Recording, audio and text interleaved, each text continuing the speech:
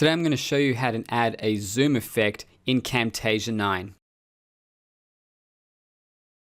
Welcome to my 30-day screencast challenge where I help you demonstrate your ideas with ease. So for this tutorial I'm going to use some footage from Trello of how to create a card and moving a card over to another list.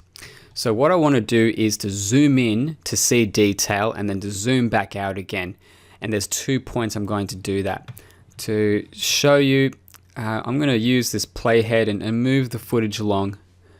And you'll see here where the cursor is touching that point there. I want the zoom to land there. So moving the playhead back a little bit, I'm going to add my animation to start at that point. Before I do that, I like to be able to separate the audio from the video.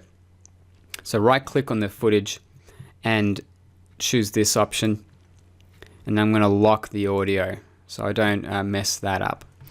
Then come back up here, select animations, and zoom and pan is what you want. So you can zoom in on the footage either using the slider along here, or you can select that white point and drag it to the center until you're happy with what you see. And I'm going to stop around about there. So I'm happy with how it looks on the canvas. So I'm going to play that so you can see the effect. Okay, so now I want to adjust just slightly the timing of that and how quickly it comes to the screen. So come down to the timeline and I'm going to scroll in. I'll use a slider. I want to see the arrow. The arrow is what actually makes this zoom in happen. The longer the arrow is, the smoother that will happen. So I'm going to lengthen that out a little bit more and let you see the difference. In fact, no, I'll make it shorter so you see the contrast. So if I were to make that arrow shorter, this is how it would look. So you see it's very quick there. I just want to slow that down a little bit so I'm following the arrow a little bit more.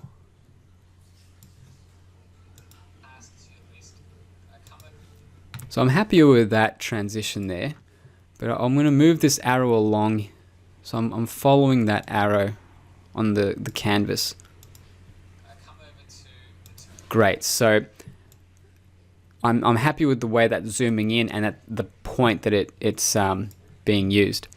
So now I'm going to scroll back out so I see more of the footage there on the timeline. And at another point I want to zoom back out again. So dragging this along, and at that point is when I need to see more of the canvas. So just go back a little bit, and coming back here I'm going to select that bottom right hand corner, bring it back out again, and I'm going to stop here. So now just going back, let's see how it looks. I recommend putting a due date to each card, so select the card, come over. Fairly happy with that, but we'll just scroll back in and have a look at that. I might move this along a little bit more, not too much, and lengthen that out. To each card, so select the card, come over to the center. Yep. So I'm happy with both the zoom in and zoom out.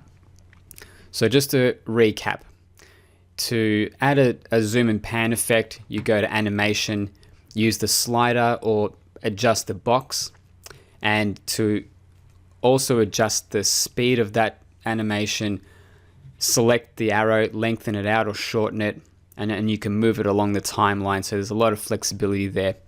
So love to hear your feedback on the zoom effect. If you have any questions, let me know. Add your comments. If you enjoyed this video, click the like button. And if you want to get more content about delivering and demonstrating your ideas with ease, click the subscribe button and you'll be seeing more of this kind of content.